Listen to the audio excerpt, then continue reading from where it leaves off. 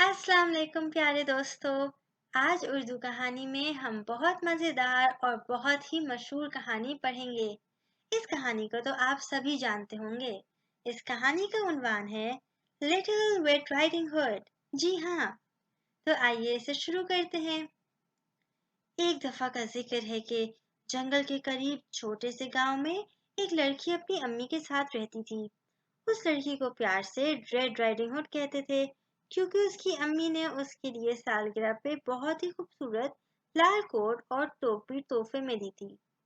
एक दिन उसकी अम्मी ने मजे का केक बनाया और लिटिल रेड राइडिंग हुड को कहा, बेटी, नानी जान से मिले बहुत दिन हो गए हैं, क्या तुम उन्हें ये केक दे के आ सकती हो? रेड राइडिंग हुड तो बहुत ही खुश हो गई और उसने बोला, जी बिल्कुल अम्मी, मुझे भी उनसे मिले बहुत दिन हो गए हैं और बहुत ज्यादा दिल चाह रहा है। उन दोनों ने केक की टोकरी जल्दी से तैयार की। फिर लड़की ने अपना लाल कोट और टोपी पहनी और अम्मी को खुदा हाफिज कहा। याद रखना, सीधी नानी के घर जाना, जंगल खतरनाक है और किसी अजनबी से बात मत करना, अम्मी बोली। आप फिक्र मत कीजिए अम्मी, मैं ध्यान रखूंगी, लिटिल रेड राइडिंग हुड ने जवाब दिया। लेकिन जंगल में जब उसने खूबसूरत फूलों को देखा तो वो अपनी अम्मी की हिदायत भूल गई।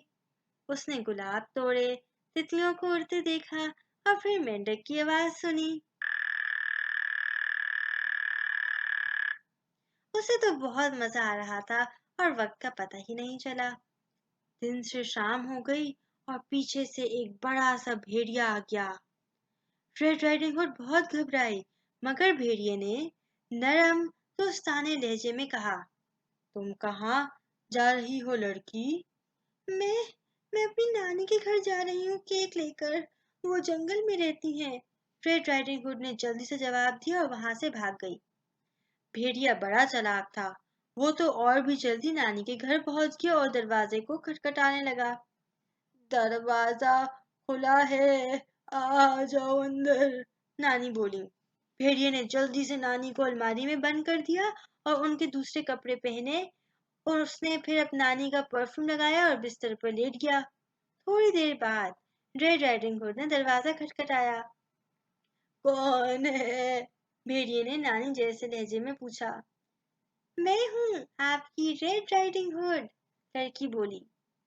आ जाओ अंदर, आवाज आई।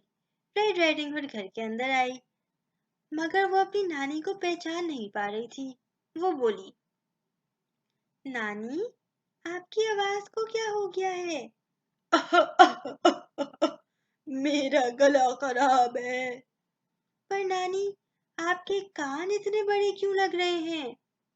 ताकि मैं तुम्हें सुन सकूं मेरी बेटी।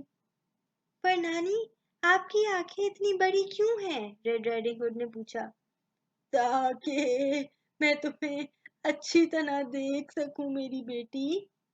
लेकिन नानी, आपके दांत इतने बड़े क्यों हैं? उसने करीब जाके पूछा। उस पर भेड़िया ने कहा, ताकि मैं तुम्हें खा सकूं। रेड राइडिंग हुड बहुत घबराई और चीखने लगी, बचाओ, बचाओ, अरे कोई है, मेरी मदद करो। वहां से एक लकड़हारा गुजर रहा था और उसने आवाज सुनी। वो फौरन घर पहुंच गया और भेड़िए को अपनी कुल्हाड़ी से दो टुकड़े में करा और मार दिया। फिर उन दोनों ने नानी को अलमारी से निकाला। रेड राइडिंग हुड ने नानी के साथ केक खाया और खूब बातें की।